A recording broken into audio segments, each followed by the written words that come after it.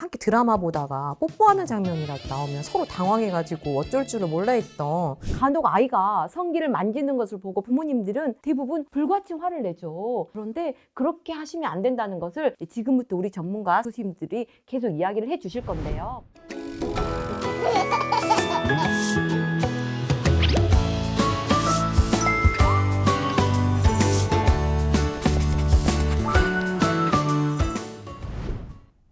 많은 가정에 희망의 메시지를 전하고 아이가 행복한 익산시를 꿈꾸며. 안녕하십니까? 원광보건대학교 유아교육과 교수 황재입니다. 두 분 교수님 함께 하셨습니다. 안녕하십니까. 안녕하십니까? 교수님들의 최근 근황으로 이야기를 시작해 보도록 할까요? 저는 버킷리스트 중에 하나인 그림책을 쓰는 작업을 하고 있습니다. 원래 저희 소망이었거든요. 근데 너무 좋은 기회가 와서 쓰기 시작했는데요. 저는 어린 시기에 할머니랑 같이 시골에서 보냈습니다. 그래서 시골에서 할머니와 보냈던 시간들 속에 추억들을 되새기면서 요즘 우리 아이들에게는 잊혀져 가고 있는 시골의 정서가 참 많아요. 그러한 것들을 그림책에 담고 싶어서 지금 열심히 작업하고 있는 중입니다. 우리 교수님 요즘 어떻게 지내십니까? 저는 중학교 2학년 아들이 있는데요. 너무 제가 바빠서 같이 있는 시간을 보낼 수 없어서 주일에 한 번은 야외로 나가기로 했습니다. 그래서 얼마 전에 광천사를 좀 다녀왔습니다. 아이가 너무 좋아하더라고요. 네, 같이 있는 시간, 여행, 야외에서 가족과의 같이 있는 것은 더 끈끈하고 사랑이 조금 더 쌓이는 느낌을 좀 받고 온 아주 힐링하는 시간을 가졌습니다. 그냥 교수님 말씀을 들으니까 제가 좀 마음이 아파지네요. 제가 요 근래 바빠가지고 사실 여행 자주 갔는데 못 갔거든요. 근데 제 딸이 우리 예전처럼 행복했던 여행은 언제 가요? 라고 물었는데 제가 엄마 일 다 끝나고 라고 말했는데 오늘 가서 좀, 네, 여행은 아니지만 집안에서 뭔가 모닥불 피울 수는 없지만 왜 불멍할 수 있는 거라도 좀 해놓고 따뜻한 분위기를 만들어줘야 될 것 같아요. 가까운 미륵산도 괜찮을 것 같습니다. 네, 좋은 방법인 것 같습니다. 참고하도록 하겠습니다. 교수님들께서는 어린 시절 언제부터 성에 대한 관심이 많아지셨습니까? 혹시 기억나시나요? 저는 시골에서 자랐기 때문에 어린 시절에는 남자, 여자 구분 없이 놀이를 했고 그래서 성에 대한 관심은 별로 없었습니다. 그러다가 초등학교를 입학했고요. 한 아이가 저에게 와서 너 남자지? 이런 이야기를 했고 제가 정말 많이 울었던 기억이 납니다. 지금 또 생각해보면 그때 그 말이 되게 뇌리에 남아있는데요. 그때부터 여자는 머리를 길어야 되나? 남자는 머리가 짧은 건가? 이런 여성성, 남성성에 굉장히 관심을 가졌던 것 같습니다. 혹시 우리 교수님은 언제부터 성에 대한 관심을 가지게 되었습니까? 저 또한 교수님하고 연령대가 비슷해서요. 저도 초등학교 들어갈 때까지는 남성성, 여성성에 대해서 관심이 없었던 것 같습니다. 단지 소꿉놀이를 통해서 엄마 아빠 놀이를 통해서 엄마의 역할은 이렇구나, 아빠는 저런 역할을 하는구나 라는 그런 정도의 관심이었던 것 같습니다. 그럼 우리 한길 교수님은 어린 시절 언제부터 성에 대한 관심이 있었습니까? 보기와는 다르게 성에 관심이 없었습니다. 그래서 저 중고등학교 때 다 커트머리예요. 오히려 그런 거에 관심이 없었으니까 오히려 커트머리하고 항상 왜 칠포 바지 입고 있던 아이 중에 하나예요. 정말 안 어울리지 않아요? 그럼 네. 대학교 때 혹시 관심 있었습니까? 대학교 때 폭발했습니다. 점점점. 심하군요. 네. 네. 그럼 교수님들께서는 성에 대한 관심을 보일 때 성교육은 받으셨나요? 예를 들어서 부모님이나 학교에서요. 전 생각해 보니까 부모님에게서나 학교에서나 이렇게 구체적인 성에 대해서는 배워본 적은 없었던 것 같습니다. 특히 저희 부모님들은 되게 그런 얘기를 하는 거를 되게 꺼려하셨어요. 그래서 제가 그런 말을 조금 하려는 약간 그런 눈치를 보인다 그러면 굉장히 강압적인 눈빛으로 이렇게 하셔가지고 제가 아예 성교육은 받지 못했던 것 같습니다. 우리 시절에 학교에서 성교육이 없었죠. 우리 시절에는 없었는데 그때 가정 시간에 잠깐 있긴 있었는데 약간 네네네네 스쳐 지나가듯이 이렇게 배웠던 것 같은데요. 교수님은 혹시 어떻게 받으셨습니까? 굉장히 올드해 보이는 좀 느낌이 드는데요. 네. 저도 중학교 때 처음 충격적인 영상, 아이가 태어나는 그 영상을 보고 굉장히 놀라서 그날 밤에 좀 악몽 아니면 악몽을 꿨던 기억이 나고, 사실 그 기억 때문에 제가 마음속으로 아이를 낳지 말아야겠다라고 충격을 먹었던 사건이 좀 떠오르고요. 저희 때만 해도 성교육 받는 거 굉장히 부끄럽게 생각했었고요. 몰래 알아보려고 했던 경험들이 좀 많았던 것 같아요. 금기시까지는 아니어도 서로 궁금하지만 물어보지 못했던, 이건 부끄러운 일이야 라고 생각했었고, 특히나 저희 부모님도 좀 개방적이지 못했던 게, 뭐 함께 드라마 보다가 뽀뽀하는 장면이라도 나오면 서로 당황해가지고 어쩔 줄을 몰라 했던 그런 가정 분위기도 지금 어색했던 분위기가 많이 떠오르는 것 같아요. 혹시 이 시기에 부모님들께서 조심해야 될 상황들이 좀 있을까요? 제 생각에는 먼저 아이들에게 잠자리 장면을 들키지 말아야겠죠.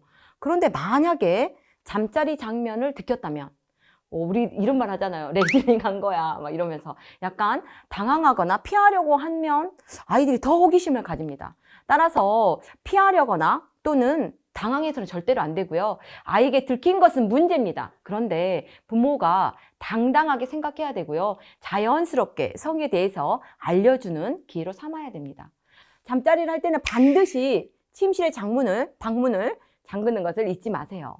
그리고 우리 아이들 어떤가요? 매체에 대한 노출 너무 심하지 않나요? 이런 문제에 대해서도 좀 잠깐 생각을 해봐야 될 것 같습니다. 아이들이 요즘에 유튜브 동영상이나 인터넷을 많이 접함으로 가정에서도 이 부분에 대해서 반드시 교육을 시켜줄 필요가 있는 것 같습니다.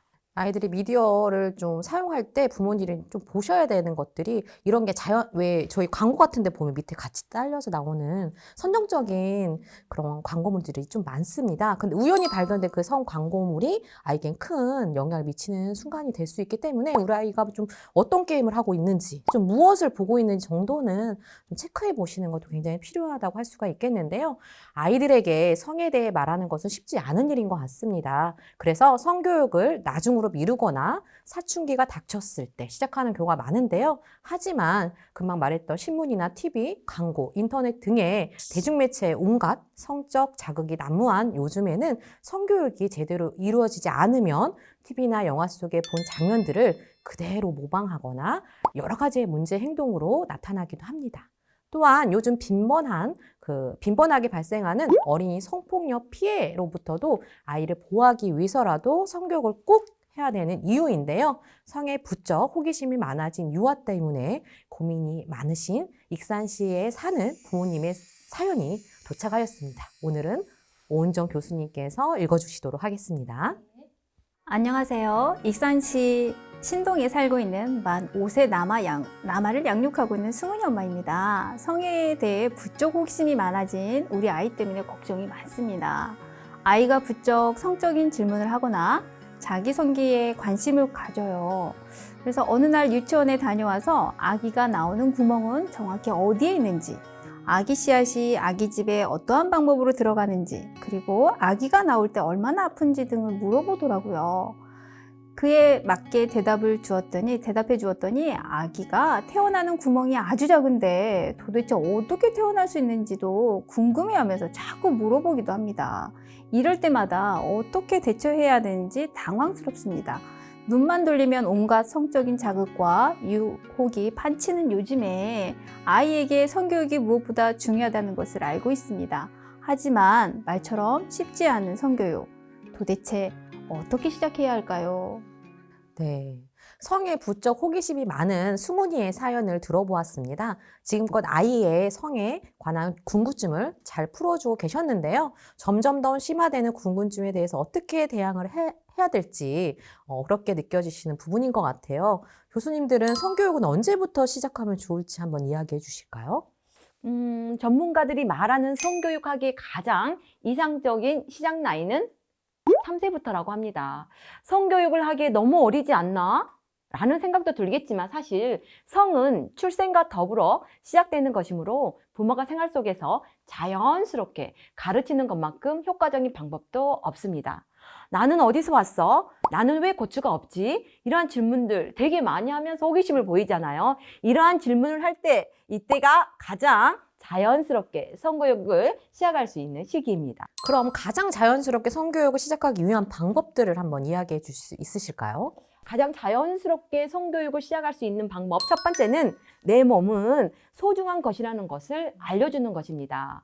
성교육을 시작할 때 가장 중요한 것은 내 몸은 너무너무 소중해. 이러한 사실을 인식시켜주는 것인데요. 아이에게 자신의 성기를 비롯한 신체 기관의 소중함을 가르치는 것은 아이의 정체성을 높여주는 것이기도 하지만 성적 위협으로부터 아이를 스스로 보호할 수 있는 힘을 길러주기 때문에 굉장히 중요합니다. 간혹 아이가 성기를 만지는 것을 보고 부모님들은 대부분 불같이 화를 내죠. 그런데 그렇게 하시면 안 된다는 것을 지금부터 우리 전문가 교수님들이 계속 이야기를 해 주실 건데요. 부모님들의 이런 태도는 아이에게 성이란 불결하고 나쁜 것이라는 선입견을 심어주기 쉬우며 자신의 몸을 함부로 다루는 결과를 낳게 할 수도 있기 때문에 가장 먼저 내 몸은 너무 소중해요. 이러한 사실을 알려주어야 합니다. 현장에서 고민 중에 하나가요.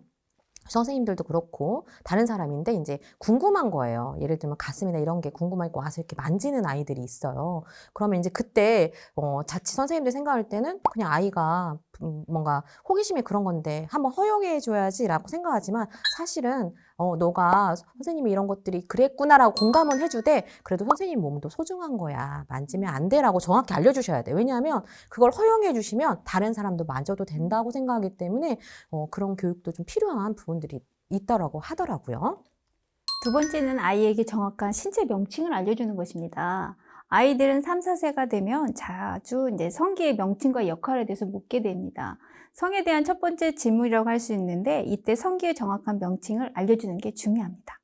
찌찌, 고추 등의 유아적인 표현보다는 음경, 고환, 음순, 질 등의 단어를 사용해서 명칭을 정확하게 알려주는 것이 중요하다고 볼 수 있겠습니다. 이때 부모의 답변과 태도에 따라서 성에 대한 아이의 생각이 결정되기도 합니다. 자, 이번에는 제가 조금 한 번 더 이야기를 해보도록 하겠습니다. 자, 임기응변식 대답은 하지 않습니다. 예를 들어서 이러한 질문 참 많이 하죠. 엄마, 나 어디로 나왔어? 우리 아까 승훈이의 질문처럼, 네. 그런 질문을 많이 하는데요. 이런 질문은 3세 이후부터 7세까지 자주 하는 질문 중에 하나입니다. 이럴 때 혹시 들어보셨나요? 다리 밑에서 주워왔지. 네, 저희 때 했어요. 네, 저도 해서 저는 정말 가방을 싸서 나간 적이 있는데요. 네, 이런 잘못된 성 지식을 알려주는 경우가 많은데요. 이러한 임기응변식 대답은 아이에게 불신감을 심어줄 수 있습니다. 자, 이때는 이렇게 이야기해 보면 어떨까요? 너는 어디서 나온다고 생각하니? 하고 아이의 생각을 먼저 물어보고 대답을 해주는 것이 좋고요. 아이의 성적 호기심을 자연스럽게 받아들여야 됩니다. 아이의 성적 호기심에 대해서 몰라도 돼! 라고 회피하거나 아이고 어린 것이 벌써 하면 장난스럽게 이렇게 반응하면 아이는 내가 잘못된 건가? 이러한 생각을 할 수 있기 때문에 아이가 처음으로 성에 대한 관심을 보인다. 그러면 어떻게 해요? 정말 좋은 질문을 했구나 라고 먼저 칭찬을 해줘야 된다는 거죠. 그렇지 않으면 아이는 더는 질문을 하지 않게 되고 성에 대한 그릇된 가치관을 가지게 되면서 어때요? 성에 대해서 꾹 마음을 닫고 있다가 나중에 폭발할 때 그게 더 문제가 되기 때문에 이때는 성적 호기심을 자연스럽게 받아들이는 것이 굉장히 중요한 것 같습니다. 가장 좋은 교육은 적기는 아이가 관심을 보일 때인 것 같아요. 성적으로나 뭐 인지적인 부분들도 마찬가지인 것 같고요. 굉장히 중요한 것 같고요. 그리고 그림책을 활용해 보는 것도 좋은 방법인 것 같아요. 그래서 그림책을 활용해서 성에 대한 도움을 받는 것도 좋습니다. 예를 들어서 엄마가 알을 낳았대 라는 그림책을 활용해서 아기가 어떻게 태어났는지를 쉽게 이해할 수 있도록 도와주고 그것을 자연스러운 삶의 일부로 받아들일 수 있도록 도와주는 그림책인데요. 그림책은 아이들만 보는 그림책이라는 고정관념을 버리시고 부모님과 함께 읽어보는 것도 좋은 방법이라고 할 수 있겠습니다. 너무 좋은 그림책인 것 같고요. 저도 주변에 이런 책들을 통해서 좀 성교육을 시킬 수 있도록 해야 될 것 같습니다. 좀 어렵다고 생각이 드시면 그림책을 활용해서 아이에게 접근하는 게 아마 부모님들로부터는 접근 방법이 좀 쉬운 방법이 될 수 있을 것입니다. 지금까지 아이가 여자와 남자의 몸이 어떻게 다른지 배우고 성의 소중함에 대해 잘 알게 되었다면 이제는 좀 더 나아가서 각 부부 위에 명칭을 정확히 아는 것이 필요하다고 할 수 있겠는데요. 교수님 말씀하신 것처럼. 네네, 그럼요. 예를 들어서 고추 대신 고환과 음경, 찌찌 대신에 가슴과 유방 등 정확한 신체 부위를 명칭을 제대로 알려주고 그 기능을 알려주는 것입니다. 그런데 사실 아이들에게 성 또는 성기에 대해서 정확한 명칭과 사실적 정보를 알려주면 호기심이 생겨서 사고를 치지 않을까 걱정하는 부모님도 많습니다. 하지만 오히려 그 반대입니다. 숨기려고 할수록 호기심은 더욱 커지고요. 자칫 커져버린 호기심은 변질돼서 타인의 경계를 침범하는 사고로까지도 이어질 수 있는 것이죠. 억누르고 숨기고 못하게 하면요, 안 하는 것이 아니라 숨어서 하게 될 가능성이 크기 때문입니다. 그러므로 아이의 수준에 맞는 선에서 최대한 사실적인 정보를 알려주는 것과 성의 소중함을 깨닫게 해주는 것이 중요하다는 점을 꼭 기억해 주세요. 교수님 말씀 중에 억누르고 숨기고 못하게 하면 안 하는 것이 아니라 숨어서 하게 될 가능성이 크다는 말이 굉장히 이렇게 머리에 딱 와닿는데요. 그렇다면 교수님, 아이의 성교육을 부모가 직접 하기 위해서 부모는 어느 정도의 성 지식을 갖추고 있어야 될까요? 네, 그래서 대체로 부모들이 어느 정도까지 얘기를 해줘야 되나는 것 때문에 부모가 스스로 성교육을 하는 것을 굉장히 어려워하고 꺼려하는 경향이 있습니다. 이제 부모의 성지식은 아이들이 알고자 하는 질문에 자연스럽게 대답해 줄 수 있는 정도로면 괜찮습니다. 간혹 어려운 질문이 나오면 추후에 알아가면서 대응해 주어도 되고요. 때로는 아이와 함께 알아가는 과정 자체가 의미 있는 성교육이 되기도 합니다. 유아 성교육에 있어 무엇보다도 중요한 것은 부모의 성 지식이 아니라 성에 대한 부모의 태도입니다. 성에 대한 지식 전달은 가정에서 이루어지는 것이 맞지만요. 넓게는 아이의 주변 사람 모두가 성교육 교사가 될 수 있고 내 아이의 성에 영향을 미치고 있다는 지각도 있어야 합니다. 아이가 자신의 성기를 만지거나 비비는 걸 목격했다면, 네, 서너 살도 안 된 아이가 성기를 자극하는 행동을 일종의 놀이로 볼 수 있지만 그렇다고 내버려 두기에는 마음 한구석이 개운치가 않을 것입니다. 어떻게 해야 할까요? 이때 유아 자위에 내처하는 부모의 현명한 무엇일까요? 제가 현장에 있을 때 이렇게 책상에 의해서 좀 자위를 하는 아이들이 있었는데요. 사실 성인이 하는 자위하고는 완전히 다릅니다. 유아 자위는 18개월 전후로 시작되는데요. 4에서 7세 아이들에게 가장 많이 나타나고요. 생식기의 차이로 남자 아이들에 비해서 여자아이들이 훨씬 더 많은 모습을 보인다고 합니다. 자, 먼저 아이가 자위 행동에 집착하는 원인을 알아봐야 될 것 같아요.